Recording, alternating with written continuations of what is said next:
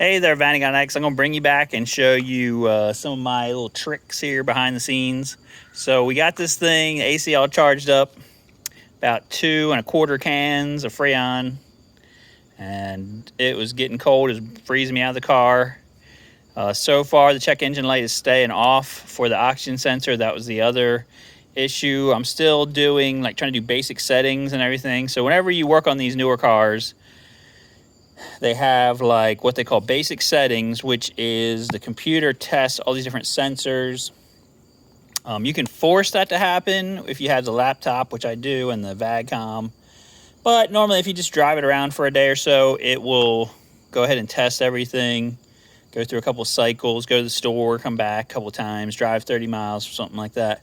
It should reset everything, and that's actually what they're testing when you go to the DMV to get your stuff tested. So I'm pretty sure that's all going to be good to go. But now what I want to do is go ahead and change the oil. So what I have learned over the years is that I hate changing the oil. It is a necessity of life with an ICE car, internal combustion engine, but I hate it like poison. So a guy actually suggested to me a few years ago, why not use an oil extractor? I have this one here. It has a fitting on it so that you could, use your shop compressor on it. But to be honest with you, you can just pump it up a few times like this. And what's it doing? It's suctioning your oil out of your dipstick tube.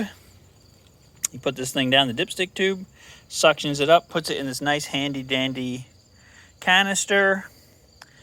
You just suction it all out and it'll get 90-something%.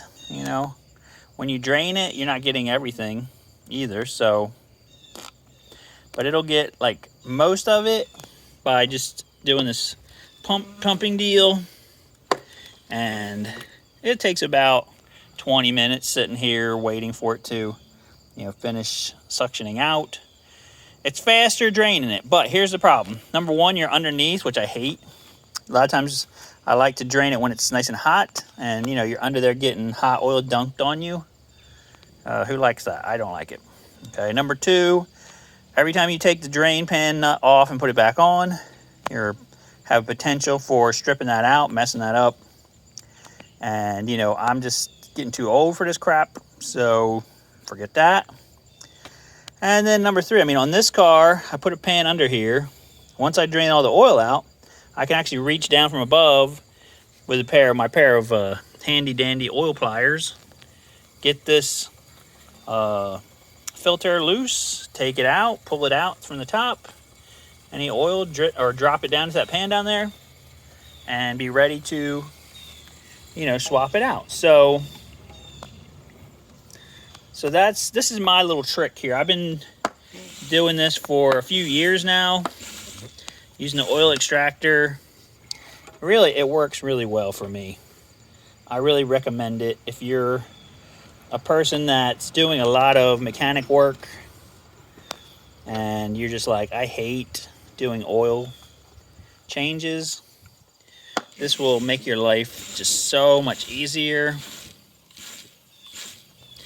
You can stand up and you can have a nice coffee while this is happening and just, get the oil change done in just a few minutes.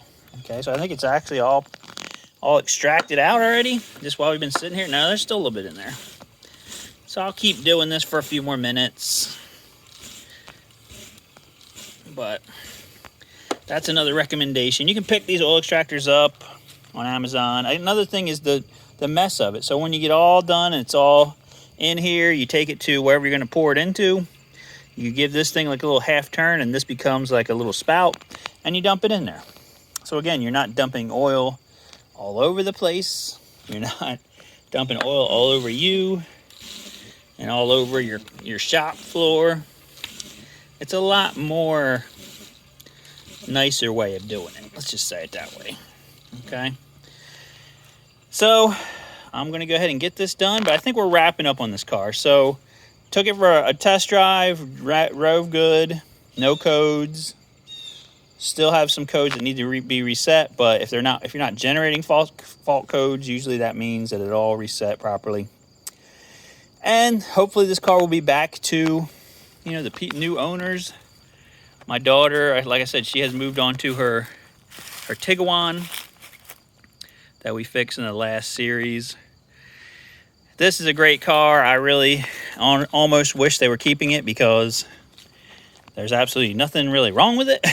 It rides nice, it drives nice, you know, everything's good about it. The AC now is blowing cold. That was actually the only thing that was messing up. So yeah, in a way, I hate that they're getting rid of it. But that's it, guys, for this 2004 VW Jetta station wagon. Let me know what you guys think in the comments. Like, share, subscribe. And hopefully next video, we will be working on our 1978 green Westfalia bus. All right, thanks, guys. We'll see you on the next video.